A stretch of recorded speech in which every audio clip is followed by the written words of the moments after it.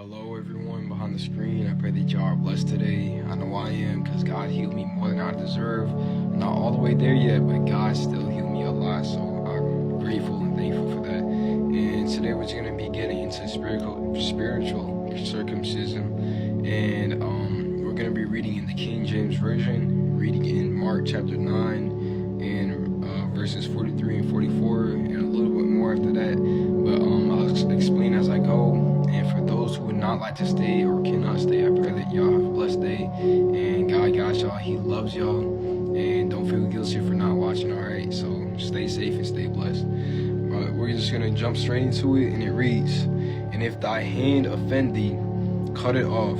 It is better for thee to enter into life maimed than having two hands to go into hell, into the fire that never shall be quenched, where their worm dieth not, and the fire is not quenched." All right, so in that section right there, 42 to 50, it's just talking about that theme of things that cause you to sin, right? And what you should do with them, and what we should do with them. Jesus is telling us to cut it off so that we can enter into the kingdom without being ashamed or having any type of disease, because he said that if we hold on to those things that cause us to sin, then we will be cast into hell, and that's not a place we like to go because of one limb, right?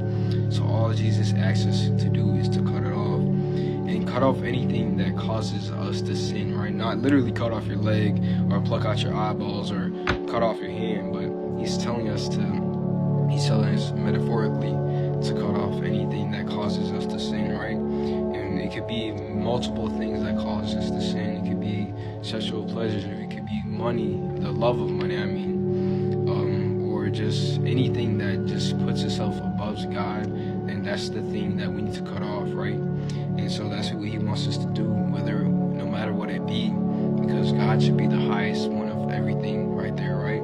So he's telling us to make sure we have less of ourselves, less of our flesh, and have more of him poured into us. And we're going to read about that also in John chapter 3 verse 30. And you see right here it says that he must increase, but I must decrease, meaning that the less of ourselves we have, the more of him we'll have within us, so that we can enter the kingdom of heaven, so that we may be seen righteous in his eyes. Because if he sees that sin stained on us, something that he already had took on and paid the price for us, he took on all that sin already, so why would we want to enter heaven with the same sin that he already had defeated and go into heaven with it, right?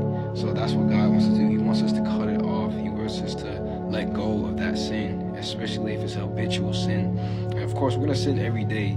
He's talking about the sin that we know that we do, all right? So he knows that we're going to sin, and he knows that we're still going to slip up, and he knows that we're still imperfect, and that's why we're going to sin each and every day. But the difference is between a sinner and a saint is that we take it to God instead of harboring it within our hearts, all right? So that's why we always have to pray in the morning and during the night, that if in the morning you got to pray that